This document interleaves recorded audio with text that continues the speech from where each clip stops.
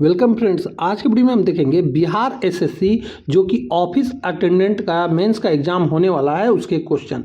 दोस्तों इस सेट में हमारे द्वारा 100 क्वेश्चन लाए गए हैं जो कि आपके एग्जाम में लगभग इस सेट से 15 मार्क्स तक पूछे जाने की संभावना है, इसलिए जितना हो सके इस वीडियो को अपने दोस्तों में भी शेयर करें। तो चलिए मैं इस वीडियो को शुरू करता हूँ। आज का हमारा पहला प्रश्न है, भारतीय संविधान के अनुच्छेद 13 का सबस्क्राइब 2 के अंतर्गत न्यायिक समीक्षा का वैधानिक आधार क्या है। तो दोस्तों इसका वैधानिक अधिकार है मूल अधिकारों का उल्लंघन करने वाले कानूनों को शून्य घोषित करना। और इस प्रश्न का आप व्याख्या देखेंगे जो कि आपके एग्जाम के लिए काफ़ी महत्वपूर्ण है और इससे प्रश्न आपके पूछे भी जा सकते हैं, इसलिए व्याख्या को वीडियो पॉज करके आप खुद से भी पढ़ लेंगे। यहाँ पे व्याख्या देखिए, अनुच्छेद 13 कहता है कि राज्य ऐसा कानून नहीं है बनाएगा जो मौलिक अधिकारों को कम या समाप्त करे। यदि ऐसा होता है तो वह कानून उल्लंघन की मात्रा तक शून्य माना जाएगा। यह न्यायिक समीक्षा का आधार है। हमारा अगला प्रश्न है कि कोशिका के श्वसन के दौरान इलेक्ट्रोट्रांसफर चेन का मुख्य उद्देश्य क्या होता है। तो दोस्तों इसका मुख्य उद्देश्य जो होता है यह उच्च ऊर्जा वाले प्रोटॉन ग्रेडिएंट के माध्यम से एटीपी का निर्माण करता है। इस प्रश्न का आप व्याख्या देखेंगे कि ईटीसी माइटोकॉन्ड्रिया की आंतरिक झिल्ली पर होता है। यहाँ NADH और FADH2 से निकलने वाले इलेक्ट्रॉन ऊर्जा मुक्त करते हैं जिससे प्रोटॉन झिल्ली के आर पार पंप होते हैं और अंत में एटीपी सिंथेसिस द्वारा एटीपी बनता है। ये आपको याद रखना है। हमारा अगला प्रश्न है कि यदि RBI नगद आरक्षित अनुपात यानी CRR में वृद्धि करता है तो मनी मल्टीप्लायर पर क्या प्रभाव पड़ेगा। तो दोस्तों इस पर प्रभाव पड़ेगा कि मनी मल्टीप्लायर कम हो जाएगा। इस प्रश्न का आप व्याख्या देखेंगे कि मनी मल्टीप्लायर जो होता है 1/CRR होता है। यदि CRR बढ़ता है तो बैंकों को अधिक पैसा RBI के पास रखना होगा जिससे ऋण देने की क्षमता कम होगी और मनी मल्टीप्लायर घटेगा। हमारा अगला प्रश्न है कि 1857 की क्रांति के दौरान बाबू कुंवर सिंह द्वारा संचालित गुरिल्ला युद्ध नीति का मुख्य लक्ष्य क्या था। तो दोस्तों इसका मुख्य लक्ष्य था अंग्रेजों की संचार और रसद लाइनों को बाधित करना। दोस्तों ये क्वेश्चन आपके एग्जाम के लिए 100% पूछा जाएगा, इसलिए आप इस क्वेश्चन को याद कर लेंगे। और दोस्तों यदि आपको वीडियो अच्छा लग रहा हो तो इस वीडियो को लाइक जरूर कर दें। हमारा इस प्रश्न का व्याख्या देखेंगे कि कुंवर सिंह ने उम्र के इस पड़ाव पर भी अंग्रेजों को अपनी हिट एंड रन नीति से थका दिया था। वे रसद आपूर्ति को निशाना बनाते थे। हमारा अगला प्रश्न है कि प्रकाश का ध्रुवीकरण केवल अनुप्रस्थ तरंगों में क्यों होता है। तो दोस्तों ऐसा इसलिए होता है क्योंकि ध्रुवीकरण के लिए तरंग के दोलन की दिशा प्रसार की दिशा के लंबवत होना चाहिए, इसीलिए प्रकाश का ध्रुवीकरण केवल अनुप्रस्थ तरंग पर होता है। हमारा इस प्रश्न का आप व्याख्या देखेंगे कि ध्रुवीकरण का अर्थ है कंपन को एक ही दिशा में सीमित करना। यह केवल अनुप्रस्थ तरंगों में संभव है, ध्वनि जैसी अनुदैर्घ्य तरंगों में नहीं। हमारा अगला प्रश्न है कि संविधान सभा की संघ शक्ति समिति के अध्यक्ष कौन थे और उनकी विचारधारा क्या थी। तो इनकी विचारधारा थी दोस्तों जवाहरलाल नेहरू थे इसके संघ समिति के अध्यक्ष और मजबूत केंद्र सरकार का समर्थन करना था इनकी विचारधारा। इस प्रश्न का आप व्याख्या देखेंगे कि नेहरू ने मजबूत केंद्र की वकालत की ताकि भारत की एकता बनी रहे। हमारा अगला प्रश्न है कि लेटेराइट मिट्टी के निर्माण के लिए कौन सी जलवायु सबसे उपयुक्त है। तो दोस्तों वह जलवायु है बारी बारी से गीली और सूखी उष्णकटिबंधीय जलवायु। इस प्रश्न का भी आप व्याख्या देखेंगे कि भारी बारिश से सिलिका बह जाती है और सूखे मौसम में लोहे व एल्युमिनियम के ऑक्साइड बच जाते हैं जिससे यह लाल ईंट जैसी मिट्टी बनती है। हमारा अगला प्रश्न है कि mRNA का कौन सा कोडॉन प्रोटीन संश्लेषण को समाप्त करने का संकेत देता है। तो दोस्तों यह देता है UAA या UAG या UGA। इस प्रश्न का आप व्याख्या देखेंगे कि UAA या UAG और UGA को स्टॉप कोडॉन या नन सेंस कोडन कहते हैं, जो ट्रांसलेशन रोकते हैं। हमारा अगला प्रश्न है कि बिहार की सोन नदी गंगा के साथ संगम किस भौतिक संरचना के निकट है? तो दोस्तों यह है मन्नेर। गंगा के उत्तरी और दक्षिणी मैदान का संधि स्थल होता है।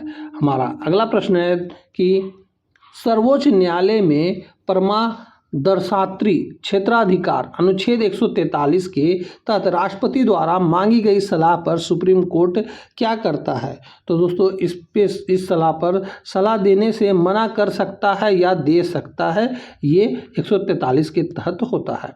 हमारा इस प्रश्न का व्याख्या देखेंगे कि सुप्रीम कोर्ट चाहे तो सलाह देने से इनकार कर सकता है और उस सलाह को मानने के लिए बाध्य नहीं है। हमारा अगला प्रश्न है कि ओमिक और गैर ओमिक प्रतिरोधों के में मुख्य अंतर क्या है? तो ओमिक और गैर प्रतिरोधित ओमों में अंतर जो है दोस्तों यह है कि ओमिक नियम पालन करते हैं, गैर ओमिक नहीं पालन करते हैं। इस प्रश्न का आप व्याख्या देखेंगे कि ओमिक डिजाइन जैसे प्रतिरोध भी वन ग्राफ में सीधी रेखा दिखाते हैं, जबकि डायोड या ट्रांजिस्टर गैर ओमिक होते हैं, ये आपको याद रखना है। हमारा अगला प्रश्न है बिहार किसान सभा जो 1929 का उद्देश्य क्या था? तो दोस्तों इसका उद्देश्य था जमींदारों के अत्याचारों के विरुद्ध किसानों को एकजुट करना। हमारा अगला प्रश्न है कि राजकोषीय घाटा का प्रत्यक्ष अर्थ क्या होता है?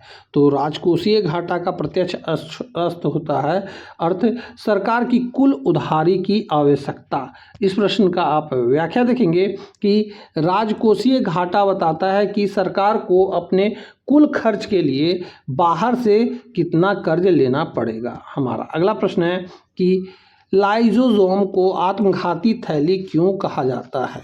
तो लाइसोसोम को आत्मघाती थैली इसलिए कहा जाता है क्योंकि इसमें एंजाइम पूरी कोशिका को पचा सकते हैं। हमारा अगला प्रश्न है कि मौर्य साम्राज्य में आजीवक संप्रदाय को दान देने का मुख्य साक्ष्य कहाँ मिलता है? तो दोस्तों यह साक्ष्य बराबर की गुफाओं में मिलता है, गया के पास। इस प्रश्न का आप व्याख्या देखेंगे कि सम्राट अशोक और उसके पौत्र दशरथ ने आजीवक संप्रदाय के लिए गया के पास बराबर की पहाड़ियों में गुफा बनवाई थी। हमारा अगला प्रश्न है कि ओजोन परत के क्षरण के लिए CFC का कौन सा तत्व सबसे ज़्यादा जिम्मेदार है? तो दोस्तों इसमें जो जिम्मेदार है वह है क्लोरीन गैस ज़्यादा जिम्मेदार होता है। इस प्रश्न का आप व्याख्या देखेंगे कि CFC से मुक्त हुआ क्लोरीन का एक अणु हजारों ओजोन अणुओं को तोड़ सकता है। हमारा अगला प्रश्न है कि पंचायती राज संस्थाओं को संवैधानिक दर्जा देने के लिए किस समिति की सिफारिश निर्णायक थी? तो दोस्तों यह समिति थी LM सिंघवी समिति।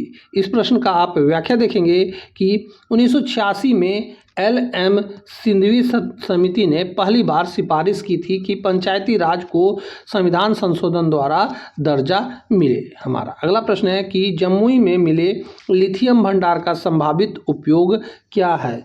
तो दोस्तों इसका संभावित उपयोग है कि इलेक्ट्रॉन वाहनों की बैटरी का निर्माण करना। हमारा अगला प्रश्न है कि अवतल दर्पण में आभासी प्रतिबिंब कब बनता है? तो दोस्तों इसमें जो आभासी प्रतिबिंब बनता है जब वस्तु फोकस और ध्रुव के बीच हो तो आभासी प्रतिबिंब बनता है, बाकी में वास्तविक प्रतिबिंब बनता है। हमारा अगला प्रश्न है कि स्वामी दयानंद सरस्वती ने वेदों को ज्ञान का मूल मानते हुए किस समाज की स्थापना की? तो इन्होंने आर्य समाज की स्थापना की जो कि 1875 में किए थे। हमारा अगला प्रश्न है कौटिल्य के अर्थशास्त्र के अनुसार दुर्ग यानी सप्तांग सिद्धांत का क्या अर्थ है? तो दोस्तों इसका अर्थ होता है राजधानी और उनकी सुरक्षा व्यवस्था। हमारा अगला प्रश्न है कि फलों को कृत्रिम रूप से पकाने के लिए कौन सी गैस का उपयोग किया जाता है? तो दोस्तों वह गैस है एथिलीन। हमारा अगला प्रश्न है कि राज्यपाल द्वारा अध्यादेश जारी किया जाता है 213 की अधिकतम अवधि क्या हो सकती है? तो दोस्तों इसकी अधिकतम अवधि जो हो सकती है वह होती है 6 महीने और 6 सप्ताह सत्र शुरू होने के बाद। हमारा अगला प्रश्न है कि निम्नलिखित में से कौन सा एक दुर्बल अम्ल है। तो दोस्तों यहाँ पे दुर्बल अम्ल कौन सा है ये आपको बताना है। तो यहाँ पे एसिटिक अम्ल जो है दुर्बल अम्ल है, बाकी HCl प्रबल अम्ल होता है और सल्फ्यूरिक अम्ल, हाइड्रोक्लोरिक अम्ल प्रबल अम्ल होता है, नाइट्रिक अम्ल प्रबल होता है। ये तीनों को आपको याद रखना है, काफ़ी बार ऐसे क्वेश्चन आपके एग्जाम में पूछे जाते हैं। हमारा अगला प्रश्न है बिहार की कुल जनसंख्या का लगभग कितना प्रतिशत कार्यशील जनसंख्या के अंतर्गत आता है। तो दोस्तों यह आता है 35 से 40%। इस प्रश्न का आप व्याख्या देखेंगे कि जनसंख्या लाभांश के बावजूद कृषि पर निर्भर के कारण कार्यशील जनसंख्या का बड़ा हिस्सा अनौपचारिक क्षेत्र में है। हमारा अगला प्रश्न है कि हाल ही में कृषि में मृदा स्वास्थ्य कार्ड के साथ सल्फर लेपित यूरिया के प्रयोग पर जोर दिया गया है। इसका मुख्य वैज्ञानिक कारण क्या है। तो इसका मुख्य वैज्ञानिक कारण है कि यह नाइट्रोजन के अवशेष को बढ़ाता है और सल्फर की कमी को दूर करता है। हमारा इस प्रश्न का आप व्याख्या देखेंगे कि सल्फर में लेपित यूरिया धीरे धीरे घुलित है, जिससे नाइट्रोजन धीरे धीरे रिलीज होते हैं और पौधे उसे ज़्यादा अवशोषित कर पाते हैं या बढ़ता है। साथ ही यह उन भारतीय मृदाओं के लिए आवश्यक है जहां सल्फर की कमी है। हमारा अगला प्रश्न है कि भारतीय संविधान के अनुच्छेद 368 के अंतर्गत संविधान संशोधन विधेयक के संबंध में कौन सा कथन तार्किक रूप से सत्य है। तो यहाँ जो है कि यदि संशोधन संघीय ढांचे को प्रभावित करता है तो कम से कम आधे राज्यों में विधानमंडलों की अनुसमर्थन आवश्यक होता है। हमारा अगला प्रश्न है कि उससे पहले दोस्तों इस प्रश्न का आप व्याख्या देखेंगे कि संघीय ढांचे में जैसे केंद्र राज्य संबंध, GST, उच्च न्यायालय से जुड़े संशोधन के लिए आधे राज्यों की विधानसभाओं को साधारण बहुमत से पास होना अनिवार्य है। हमारा अगला प्रश्न है कि मुद्रास्फीति के दौरान फिशर का विनिमय समीकरण के अनुसार यदि मुद्रा की आपूर्ति और वेग स्थिर रहे तो उत्पादन में वृद्धि का कीमतों पर क्या प्रभाव पड़ेगा। तो दोस्तों इस पर प्रभाव पड़ेगा कि कीमतें घटेगी। इस प्रश्न का आप व्याख्या देखेंगे कि यदि वस्तुएं ज़्यादा बन रही है लेकिन मुद्रा की आपूर्ति जो है स्थिर है तो वस्तुओं की कीमतें तिरंगी क्यों, क्योंकि बाजार में वस्तुओं की उपलब्धता अधिक है इसलिए होती है, हमारे गिरने लगेगी सॉरी। हमारा अगला प्रश्न है कि 1857 की क्रांति के दौरान बिहार में बाबू कुंवर सिंह के नेतृत्व में हुए विद्रोह की रणनीति विफलता का सबसे बड़ा कारण क्या माना जाता है। तो दोस्तों यह माना जाता है कि अंग्रेजों के भीतर बेहतर संचार व्यवस्था और संगठित सैन्य टुकड़ियाँ थी। हमारा इस प्रश्न का आप व्याख्या देखेंगे।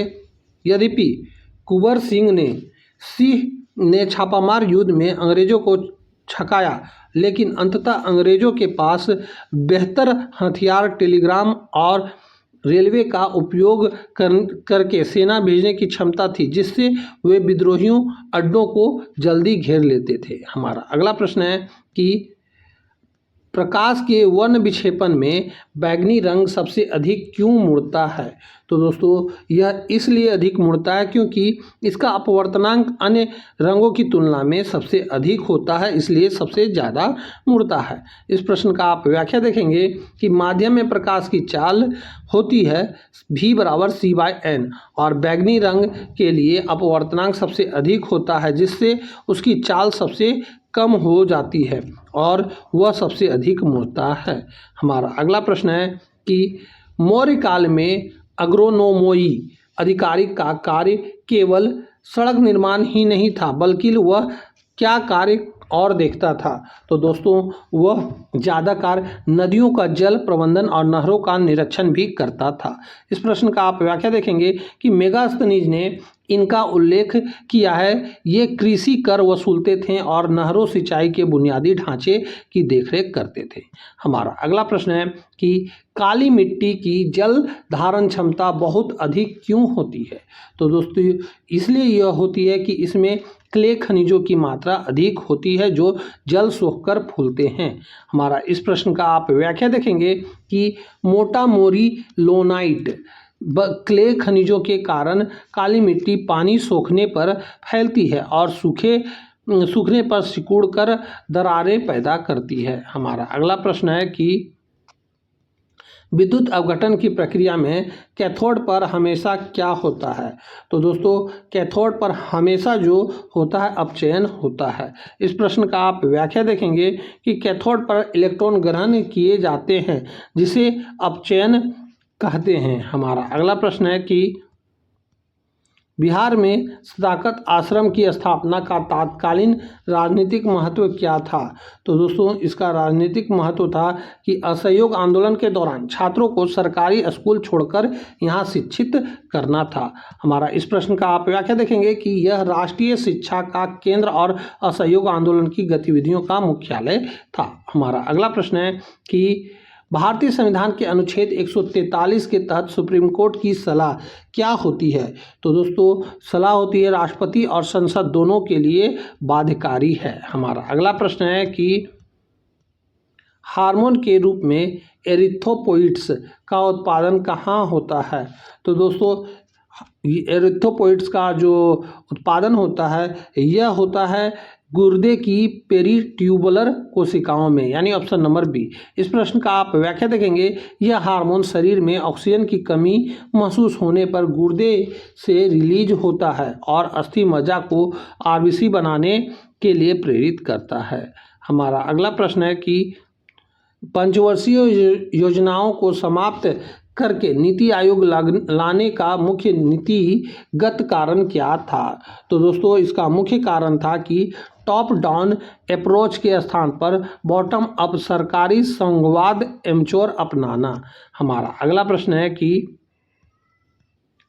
कैमूर की पठारी क्षेत्र में भू संरचना किसके लिए सबसे उपयुक्त होती है? तो दोस्तों यह उपयुक्त होती है सीमेंट उद्योग यानी चूना पत्थर के कारण। हमारा अगला प्रश्न है कि ध्वनि के संचरण के लिए माध्यम का प्रत्यास्था और घनत्व कैसे प्रभावी होता है? तो दोस्तों यह प्रभावित होता है वेग बराबर स्क्वायर बटा में एफ ई बटा में रहो, जहां ई प्रत्यास्था और रहो घनत्व है, ये आपको याद रखना है। दोस्तों ये क्वेश्चन एग्जाम में पूछा भी गया है। इस प्रश्न का आप व्याख्या देखेंगे लाप्सता संशोधन के अनुसार ध्वनि की चाल माध्यम की प्रत्यास्था के सीधे अनुपात में और घनत्व के वर्गमूल के व्युत्क्रमानुपात में होता है। हमारा अगला प्रश्न है कि राज्यसभा के सदस्यों का चुनाव एकलव्य संक्रमणीय मत प्रणाली से क्या होता है? तो दोस्तों यह होता है कि ताकि अनुपातिक प्रतिनिधित्व सुनिश्चित हो सके। हमारा अगला प्रश्न है कि 1928 में साइमन कमीशन का विरोध करने के दौरान लाला लाजपत राय की मृत्यु हुई। इस घटना से किस क्रांतिकारी आंदोलनकारी तेज किया? तो दोस्तों यह तेज किया गया था सैंडर्स हत्या यानी भगत सिंह के द्वारा। हमारा अगला प्रश्न है कि डायमंड के विद्युत कुचालक होने का ठोस रासायनिक कारण क्या है? तो डायमंड का जो विद्युत कुचालक होने का ठोस कारण है वो दोस्तों वह यह कि इसमें कार्बन के 4 इलेक्ट्रॉन सहसंयोजक बंध में व्यस्त होते हैं, कोई मुक्त इलेक्ट्रॉन नहीं होता, इसके कारण ऐसा होता है। हमारा अगला प्रश्न है बिहार में तेलहड़ कुंड किस पठारी क्षेत्र का हिस्सा है? तो दोस्तों यह कैमूर पठार का हिस्सा है। हमारा अगला प्रश्न है कि मौद्रिक नीति समिति में आरबीआई के गवर्नर का वोट कब गिना जाता है? तो दोस्तों यह गिना जाता है केवल टाई यानी बराबर होने की स्थिति में ऐसा होता है। हमारा अगला प्रश्न है कि रेड डाटा बुक किसके द्वारा प्रकाशित की जाती है और इसका मुख्य उद्देश्य क्या होता है? तो दोस्तों इसका मुख्य उद्देश्य जो होता है यह होता है विलुप्त प्रजातियों का लेखा जोखा रखना और किसके द्वारा किया जाता है? तो IUCN के द्वारा किया जाता है। हमारा अगला प्रश्न है कि बरौनी तेल शोधक कारखाना की स्थापना का प्रमुख आर्थिक उद्देश्य क्या था? तो दोस्तों इसका प्रमुख आर्थिक उद्देश्य जो था असम के कच्चे तेल का प्रसंस्करण कराना। हमारा अगला प्रश्न है कि प्रकाश का अपवर्तन तब क्यों होता है? तो कब क्यों होता है प्रकाश का अपवर्तन? तो यह होता है कि क्योंकि प्रकाश की गति अलग अलग माध्यमों में भिन्न भिन्न होती है, इसलिए अपवर्तन होता है। हमारा अगला प्रश्न है हृदय की धड़कन एसए नोड यानी पेस मेकर का क्या कार्य है? तो इसका कार्य होता है दोस्तों हृदय की धड़कन शुरू करने वाले विद्युत आवेग उत्पन्न करना। हमारा अगला प्रश्न है कि सदाकत आश्रम की स्थापना मौलाना मजरुल हक ने की थी, जहां डॉक्टर राजेंद्र प्रसाद का क्या संबंध था? तो दोस्तों वहां पे डॉक्टर राजेंद्र प्रसाद का संबंध था। उन्होंने अपना सारा जीवन यहीं रहकर स्वाधीनता संग्राम के कार्यों में बिताया। हमारा अगला प्रश्न है कि संविधान संशोधन के लिए अनुच्छेद 368 की प्रक्रिया के तहत विशेष बहुमत क्या है? तो दोस्तों इसमें विशेष बहुमत है कि उपस्थित और मतदाता करने वालों का 2/3 और सदन की कुल सदस्यता का संख्या का 50% अधिक हो। हमारा अगला प्रश्न है कि भारतीय संविधान के अंतर्गत राज्य के नीति निर्देशक तत्वों का न्यायिक स्वरूप क्या होता है? तो इसका न्यायिक स्वरूप होता है ये गैर बाध्य योग्य है, यानी इन्हें लागू करने के लिए न्यायालय नहीं जाया जा सकता है। इस प्रश्न का आप व्याख्या देखेंगे कि डीपीएसपी यानी नीति आयोग नीति निर्देशक तत्व अनुच्छेद 36 से 51 का उद्देश्य होता है कि कल्याणकारी राज्य बनाना, लेकिन ये न्यायालय द्वारा प्रवर्तनीय नहीं है, हालांकि शासन में ये मूलभूत है। हमारा अगला प्रश्न है कि 1912 के बांकीपुर पटना कांग्रेस अधिवेशन के संबंध में क्या सत्य है?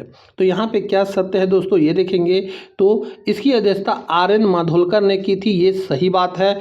और यह बिहार में आयोजित पहला कांग्रेस अधिवेशन था, ये भी सही बात है। यहाँ दादा भाई नौरोजी मुख्य अतिथि थे, तो ये गलत बात है, यानी ए और बी दोनों सत्य है। ऑप्शन नंबर डी इस प्रश्न का सही उत्तर हो जाएगा। इस प्रश्न का आप व्याख्या देखेंगे कि 1912 में बिहार में बांकीपुर में कांग्रेस का 27वां अधिवेशन हुआ था, जिसकी अध्यक्षता आर.एन. माधोलकर ने की थी। हमारा अगला प्रश्न है कि कैथोड किरणों का आवेश द्रव्यमान अनुपात क्या दर्शाता है?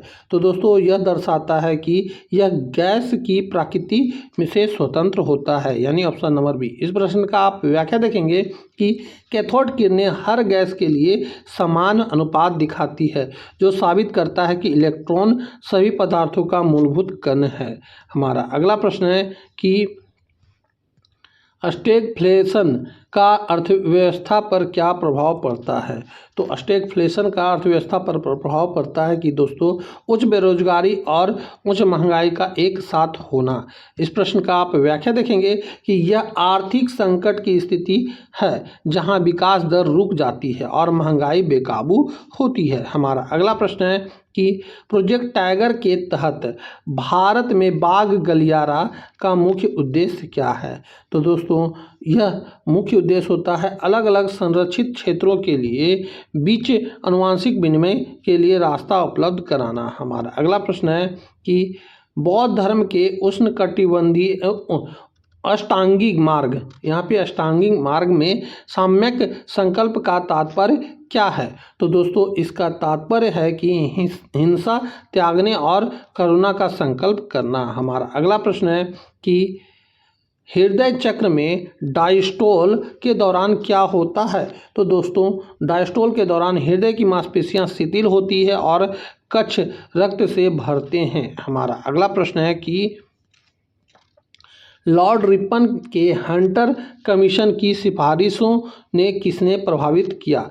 तो दोस्तों यह प्रभावित किया गया था प्राथमिक शिक्षा के विकेंद्रीकरण को। हमारा अगला प्रश्न है कि कैमूर के पठार में बलुआ पत्थर की प्रचुरता किस काल की चट्टान का प्रमाण है? तो दोस्तों यह प्रमाण है विंध्य काल का। हमारा अगला प्रश्न है कि पूर्ण आंतरिक परावर्तन के लिए क्या आवश्यक है? तो पूर्ण आंतरिक परावर्तन के लिए प्रकाश सघन से विरल माध्यम में जाए और आपतन कोण क्रांति कोण से अधिक हो, यह आवश्यक होता है। हमारा अगला प्रश्न है कि 1885 में कांग्रेस की स्थापना के समय डफरिन ने इसे क्या कहा था? तो डफरिन ने इसे कहा था माइक्रोस्कोपिक माइनॉरिटी, अति सूक्ष्म अल्पसंख्यक वर्ग कहा था।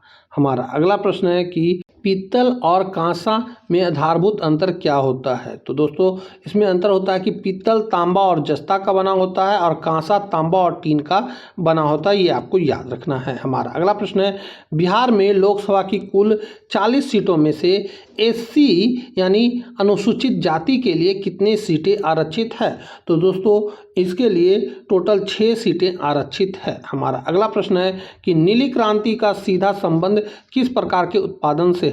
तो नीली क्रांति का सीधा संबंध जो है मत्स्य पालन से है। हमारा अगला प्रश्न है कि आपातकाल के दौरान कौन सा मौलिक अधिकार निलंबित नहीं किए जा सकते? तो दोस्तों आपातकाल के दौरान जो है अनुच्छेद 20 और 21 को निलंबित नहीं किया जाता है। हमारा अगला प्रश्न है सूर्य में ऊर्जा का उत्पादन मुख्य केंद्र क्या है? तो दोस्तों यह नाभिकीय संलयन होता है। हमारा अगला प्रश्न है कि विक्रमशिला विश्वविद्यालय की स्थापना किस पाल शासक ने की थी? तो दोस्तों यह करवाया गया था धर्मपाल के द्वारा। हमारा अगला प्रश्न है कि प्लेटलेट्स का मुख्य काम क्या है? तो प्लेटलेट्स का मुख्य कार्य जो है दोस्तों यह है कि थ्रोम्बोप्लास्टिन द्वारा रक्त का थक्का जमाना। हमारा अगला प्रश्न है कि मुद्रास्फीति के समय निश्चित आय वाले वर्ग पर क्या प्रभाव पड़ता है?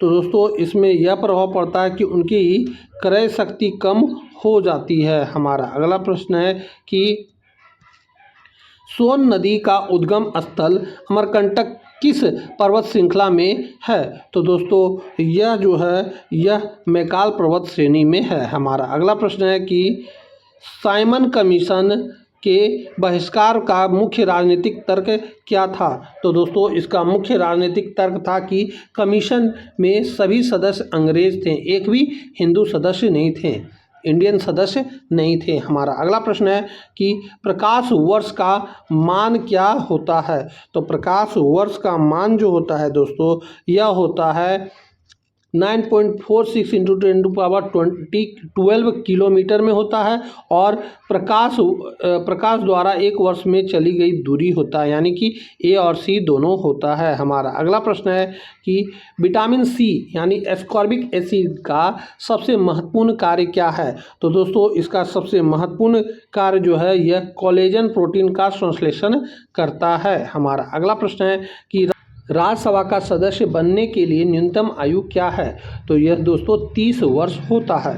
हमारा अगला प्रश्न है कि शेरशाह सूरी के सड़के आजम का मुख्य प्रशासनिक उद्देश्य क्या था? तो इसका मुख्य प्रशासनिक उद्देश्य था व्यापारिक और सैन्य आवाजाही को सुगम बनाना। हमारा अगला प्रश्न है कि समुद्रगुप्त की ग्रहण मोक्ष अनुग्रह नीति का मुख्य कूटनीति उद्देश्य क्या था? तो दोस्तों इसका उद्देश्य था दूरस्थ राज्यों पर सीधा नियंत्रण स्थापित करने के बजाय उन्हें मित्रवत अधीनस्थ बनाकर अपनी उत्तर भारत की स्थिति सुरक्षित कर रखना। हमारा अगला प्रश्न है, उससे पहले इस प्रश्न का आप व्याख्या देखेंगे कि समुद्रगुप्त जानता था कि दक्षिण की दूरस्थ राज्यों पर सीधा शासन करना कठिन है, इसीलिए उन्हें जीतकर ग्रहण कर उनका राज्य वापस लौटा देना अनुग्रह एक चतुर कूटनीति थी ताकि वे भविष्य में बाधा ना बने। हमारा अगला प्रश्न है कि वायुमंडल के क्षोभ मंडल में ऊंचाई के साथ तापमान घटने के दर को क्या कहा जाता है? तो दोस्तों यह कहा जाता है कि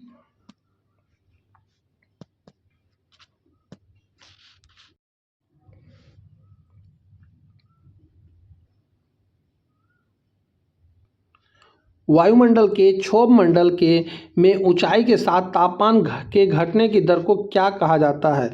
तो दोस्तों यह कहा जाता है सामान्य ह्रास दर।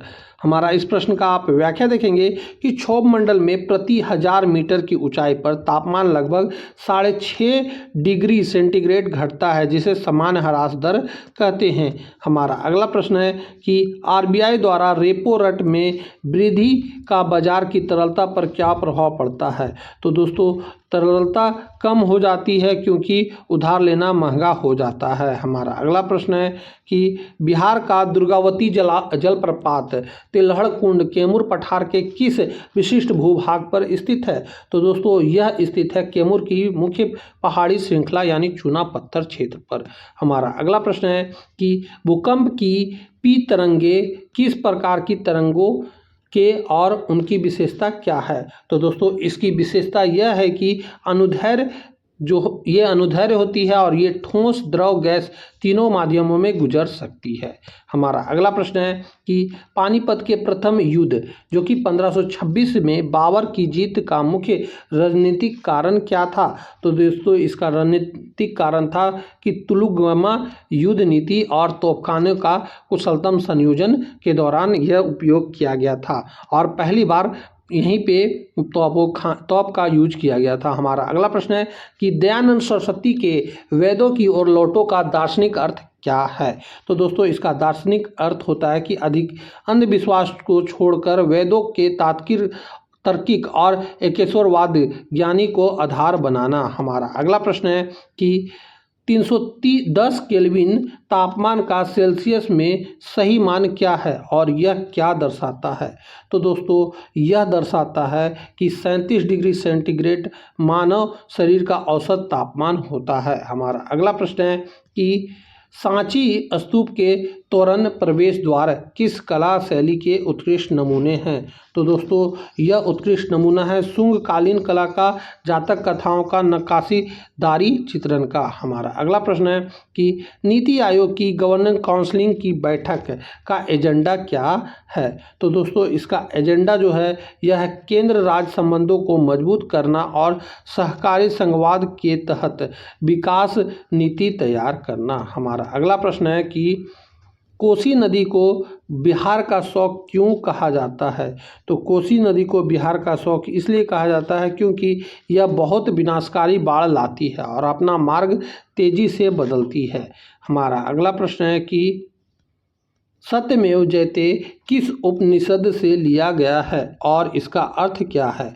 तो दोस्तों, इसका अर्थ जो है यह है कि यह मुंडक से लिया गया है और सत्य की विजय होती है, ये इसका अर्थ होता है। हमारा अगला प्रश्न है आवर्त सारणी में लिथियम की अत्यधिक सक्रियता का इलेक्ट्रॉनिक कारण क्या है। तो दोस्तों, इसका इलेक्ट्रॉनिक कारण यह है कि इसके अंतिम कोश में एक इलेक्ट्रॉन होना जिसे आसानी से निकाला जा सकता है। हमारा अगला प्रश्न है कि जीएसटी काउंसिल के निर्णय जैसे कर दरें तय करना में राज्यों के मतों का भार कितना होता है। तो दोस्तों, इसमें राज्यों के मतों का भार होता है 2/3 भाग। हमारा अगला प्रश्न है कि प्रकाश संश्लेषण की प्रकाश अभिक्रिया का मुख्य परिणाम क्या होता है। तो दोस्तों, इसका मुख्य परिणाम होता है कि एटीपी और NADPH का निर्माण जो डार्क रिएक्शन केल्विन चक्र के लिए ऊर्जा प्रदान करते हैं। हमारा अगला प्रश्न है कि मौर्यकालीन प्रशासन में अग्रनोमोई अधिकारियों का कार्य मेगास्थनीज के अनुसार क्या था। तो दोस्तों, इसके अनुसार था कि सड़कों की देखरेख, नहरों का निरीक्षण और कृषि कर की वसूली। हमारा अगला प्रश्न है कि मधुमेह में इंसुलिन का रिसेप्टर पर क्या प्रभाव पड़ता है। तो मधुमेह में इंसुलिन का रिसेप्टर पर प्रभाव पड़ता है कि इंसुलिन रिसेप्टर से जुड़कर कोशिकाओं में ग्लूकोज ले जाने और चैनल खोलता है। हमारा अगला प्रश्न है कि सिक्किम का भारत में पुनः विलय 1975 में किस संशोधन के तहत हुआ था। तो दोस्तों, यह हुआ था 36वां संविधान संशोधन के द्वारा। हमारा अगला प्रश्न है कि शुष्क वन अनुसंधान संस्था जोधपुर का मुख्य उद्देश्य क्या है। तो दोस्तों, इसका मुख्य उद्देश्य जो है वह यह कि अर्ध शुष्क क्षेत्र में पारिस्थितिक संतुलन बनाए रखना और वानिकी अनुसंधान करना। हमारा अगला प्रश्न है कि सविनय अवज्ञा आंदोलन के दौरान दांडी यात्रा का मार्ग क्या था? तो दोस्तों इसका दांडी यात्रा का मार्ग जो था यह था साबरमती से दांडी तक लगभग 240 मील। हमारा अगला प्रश्न है कि हीरे की कठोरता और विद्युत कुचालक होने का कारण क्या है? तो दोस्तों इसका कारण यह है कि इसकी त्रिविमीय यानी 3D जालक संरचना, जिसमें कार्बन के सभी 4 इलेक्ट्रॉन मजबूती सहसंयोजक बंधों से बंधे होते हैं। हमारा अगला प्रश्न है कि भारतीय संविधान के अनुच्छेद 368 के तहत विशेष बहुमत क्या है? तो दोस्तों इसमें जो विशेष बहुमत है वह है कि कुल सदस्यों का बहुमत प्लस उपस्थित और मतदाता करने वाले का 2/3। हमारा अगला प्रश्न है कि पीपल का वैज्ञानिक और पारिस्थितिक महत्व क्या है? तो पीपल का वैज्ञानिक और पारिस्थितिक महत्व जो है दोस्तों वह यह है कि यह रात में भी ऑक्सीजन छोड़ने में सक्षम है। हमारा अगला प्रश्न है कि कोशिका के राइबोसोम को प्रोटीन फैक्ट्री क्यों कहते हैं? तो दोस्तों इसे इसलिए कहा जाता है क्योंकि यह mRNA के निर्देशों के अनुसार अमीनो एसिड की पॉलीपेप्टाइड श्रृंखला बनाती है। हमारा अगला प्रश्न है कि कोयम्बटूर को दक्षिण भारत का मैनचेस्टर क्यों कहा जाता है? तो दोस्तों इसे इसलिए कहा जाता है क्योंकि यहाँ कपास की खेती और कपड़ा मिलों पर भारी केंद्र है। तो दोस्तों यहीं पे हमारा इस सेट का 100 क्वेश्चन पूरा होता है, जो कि आपके एग्जाम के लिए काफ़ी महत्वपूर्ण थे। और हमारे द्वारा जो भी 100 क्वेश्चन बताए जा रहे हैं, इससे पहले भी टोटल हमने आपको 5 सेट प्रोवाइड कर दिया है, और पाँचों सेट में हमारे द्वारा जो भी क्वेश्चन बताए गए हैं वो एग्जाम रिलेटेड ही हैं। इसलिए उन वीडियो को भी एग्जाम देने से पहले ज़रूर देख लें, क्योंकि उससे काफ़ी प्रश्न आपके एग्जाम में पूछे जाएंगे। तो दोस्तों यहीं पे हम इस वीडियो को समाप्त करते हैं। अब हम मिलेंगे आपसे अगली वीडियो में, तब तक के लिए जय हिंद, वंदे मातरम।